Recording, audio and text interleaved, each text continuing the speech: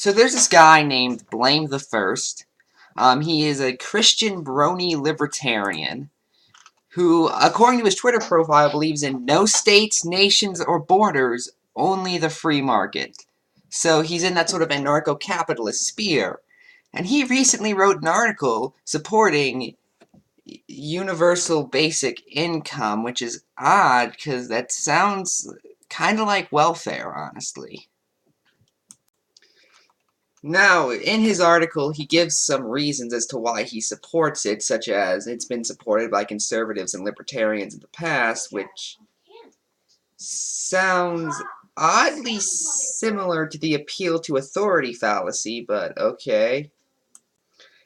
That it would help aid workers displaced by automation and artificial intelligence, which is not necessarily wrong, but I don't know if that's really the way to go about it, honestly.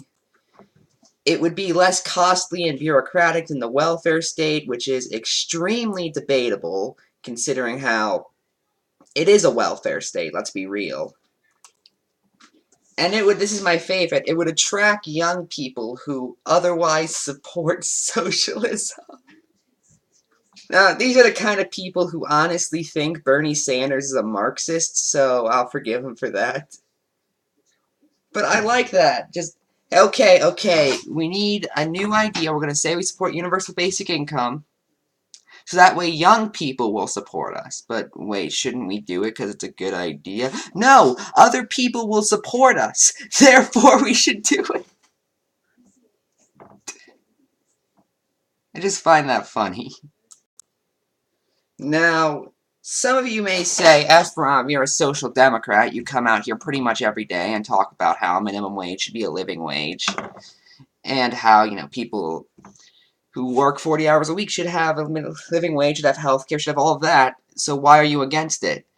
Well, first off, I've expressed a living wage for people who work 40 hours a week or more, or full-time or more, because they're actually working. What this would do, a universal basic income would actually do, is it would increase all work to voluntary.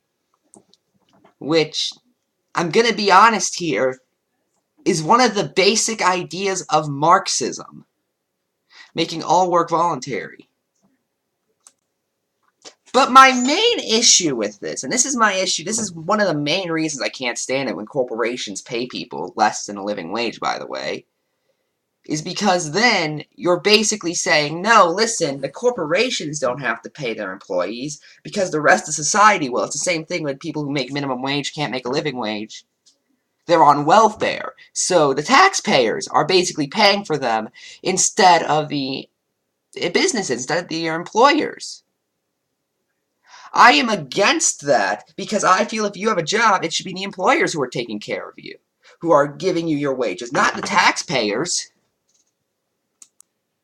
And by the way, don't say, oh, there wouldn't be taxes in this system, because then how are you going to get people to share their income enough for there to be a universal basic income? You're basically just regurgitating all these talking points, regardless of how hypocritical they are, or how nonsensical they'd be when applied to reality.